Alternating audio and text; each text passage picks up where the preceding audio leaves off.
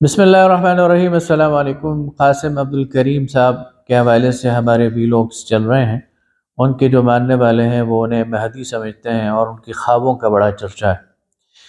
خوابوں کے حوالے سے، مہدی کے حوالے سے بہت ساری باتیں ہم کر چکے ہیں۔ آج ہم آپ کے سامنے ان کے خوابوں کا تجزیہ کرتے ہیں، لیکن سب سے پہلے آپ ان کے خواب ملاحظہ فرمائیں انہی کی زبانی۔ قاسم بھائی، اگلا سوال یہ ہے، اور یہ سوال پوچھنے والے ہیں حسین۔ یہ پوچھنے قاسم بھائی کے خوابوں کے مطابق دجال پہلے ایک مذہبی شخص ہوگا اور شیطان اس کی مدد بھی کر رہا ہے طاقتیں حاصل کرنے کے لیے، تو اس کا مجھے سمجھ نہیں آیا کہ وہ مذہبی بھی ہے اور شیطان اس کی مدد بھی کر رہا ہے، بیک وقت اس کا بتانے ہوگا۔ دجال جو ہے وہ میں نے اپنے ڈریمز میں یہی دیکھا ہے کہ وہ ایک نیک اور پرہیزگار شخص ہوتا ہے، پہلے ہوتا ہے جس لائک آپ دیکھیں، اگر جیسے شیطان تھا ابلیس، وہ بھی پہلے بڑا نیکوکار تھا اور صرف ایک عمل کی وجہ سے وہ شیطان بن گیا۔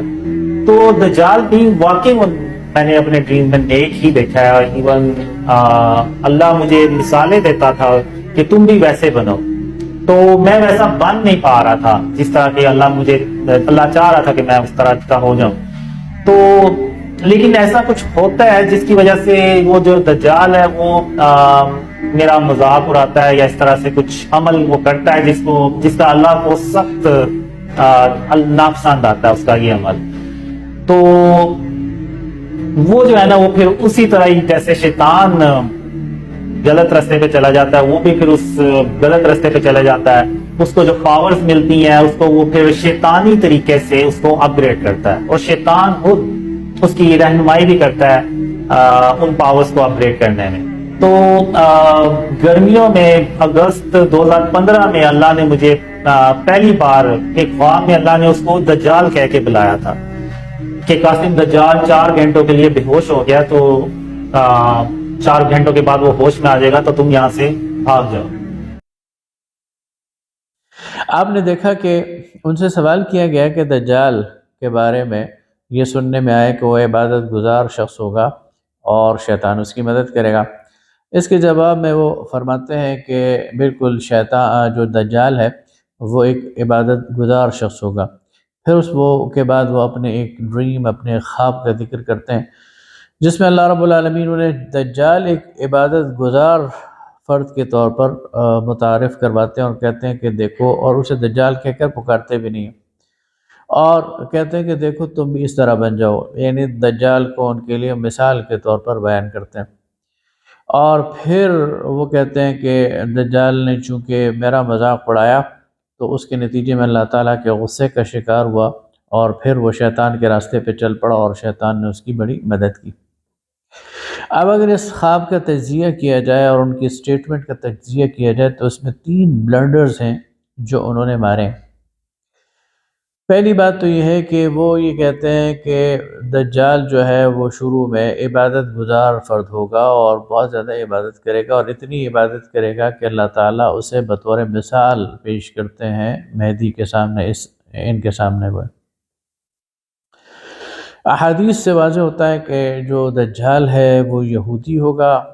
اور اس کے ساتھ یہودیوں کی کثرت تعداد، بلکہ ایک روایت میں آتا ہے 70,000 یہودی اس کے لشکر میں شامل ہوں گے، اور ایک اور روایات میں، بلکہ کئی روایات میں آتا ہے کہ اس کی پیشانی پر، اس کی دونوں آنکھوں کے درمیان کافر لکھا ہوا ہوگا۔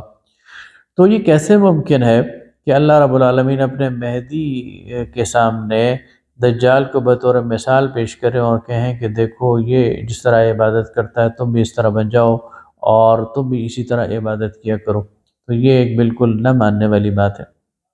دوسرا بلنڈر اس میں یہ کیا گیا ہے کہ اس میں اللہ تعالیٰ کی طرف سے جو صفت غیب ہے اس کا انکار مستلزم آتا ہے، لازم آتا ہے، یعنی گویا اللہ تعالیٰ کو دجال کی عبادت نے دھوکے میں رکھا، اور اللہ کو بھی معلوم نہیں تھا کہ آگے چل کر یہ دجال بنے گا۔ اگر اللہ کو معلوم ہوتا، العیاذ باللہ، اس سٹیٹمنٹ کے مطابق، یہ میں نہیں کہہ رہا ہوں، اس سٹیٹمنٹ کے مطابق اگر اللہ تعالیٰ کو معلوم ہوتا کہ یہ دجال ہے اور اس نے آگے چل کر دجال دجل اور فریب کا دعویٰ بھی کرنا ہے اور مسلمانوں کو گمراہ بھی کرنا ہے، تو پھر وہ کیسے مہدی کو کہہ سکتے تھے کہ تم اس کو فالو کرو اور تم اس جیسا بننے کی کوشش کرو؟ تو یہ ایک دوسرا بلڈر ہے کہ اس میں وہ اللہ تعالیٰ کے علم الغیب کا غیر ارادی طور پر انکار کرتے ہیں، اور ظاہر ہے کہ یہ اللہ کی طرف سے خواب نہیں ہو سکتا۔ تیسری بات، وہ اس میں یہ کہتے ہیں کہ اللہ تعالیٰ نے دجال کو اس لیے راندہ درگاہ کیا اور دجال اس لیے مغضوب ٹھہرا کہ اس نے میرا مذاق اڑایا تھا اور اس نے مجھ پر کچھ کمنٹس پاس کیے تھے۔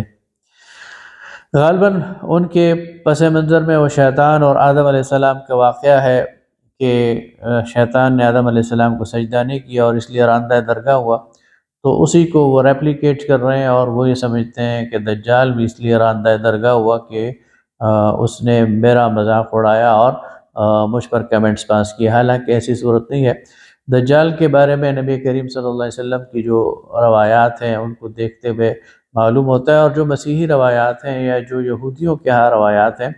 کہ وہ تو ایسا شخص ہے جس کا مسیحی بھی انتظار کر رہے ہیں اور جس کے یہود بھی انتظار کر رہے ہیں، اور وہ یہود کے لیے ایک دوبارہ ان کی ترقی کے لیے کوشش کرے گا کہ اس میں وہ ناکام ہو جائے گا، اور وہ آخری دور ہوگا، اللہ تعالیٰ عیسیٰ ابن مریم اور مہدی علیہ السلام کے ذریعے سے شکست دیں گے۔ لیکن بہرحال وہ ایک ایسا فرد ہے یا ایسی وہ ایک شخصیت ہے دجال کی، جو کہ اللہ تعالیٰ نے پہلے سے اس کا ایک رول وہ اس کو ملا ہوا ہے اور وہ اس نے ادا کرنا ہے۔ اس کا مہدی کے ساتھ اور مہدی سے مذاق اڑانے کے ساتھ کوئی تعلق نہیں ہے۔ اچھا، اسی خواب میں پھر آگے چل کر وہ یہ بھی بتاتے ہیں کہ اللہ تعالیٰ نے مجھے کہا کہ دیکھو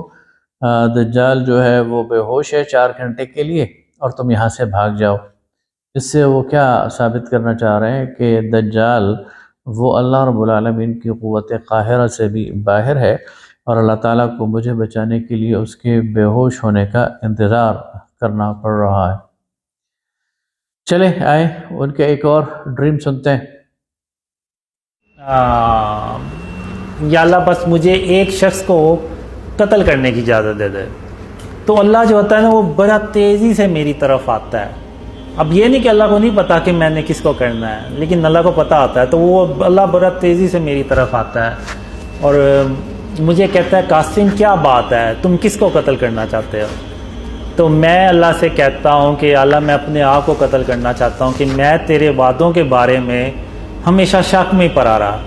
تو اللہ آگے سے کہتا ہے قاسم میں نے انسان کو بہت ہی کمزور پیدا کیا ہے،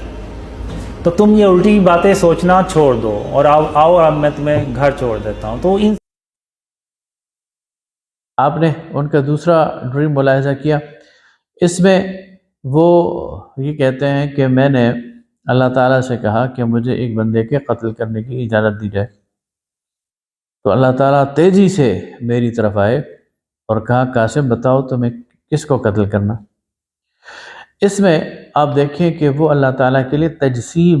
یعنی اللہ تعالیٰ کا کوئی جسم ثابت کر رہے ہیں کہ اللہ تعالیٰ کوئی ذات ہے جو ان سے دور تھی اور پھر ان کے قریب آئی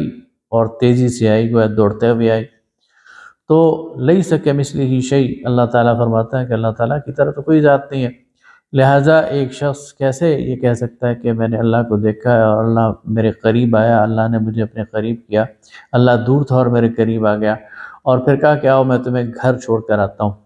تو یہ وہ چیزیں ہیں جن پر اگر غور کیا جائے تو واضح معلوم ہوتا ہے کہ میں یہ نہیں کہہ رہا وہ جھوٹ بول رہے ہیں، انہوں نے یقیناً ایسی چیزیں دیکھی ہوں گی، انہوں نے یقیناً ایسے تجربات کیے ہوں گے، ان کو ایسے خواب آئے ہوں گے، لیکن یہ اللہ رب العالمین نہیں ہے، یہ شیطان کا واہمہ ہے، یہ ان کو شیطان نے کسی چکر میں ڈالا ہوا ہے۔ اور ان کے لیے مشورہ یہی ہے کہ وہ روزانہ سونے سے پہلے باوضو ہو کر سویا کریں اور اعوذ باللہ من الشیطان الرجیم، اعوذ باللہ السمیع العلیم من الشیطان الرجیم کا کثرت سے ورد کر کے سویا کریں تاکہ انہیں ایسے خواب پریشان نہ کیا کریں۔ بہت شکریہ۔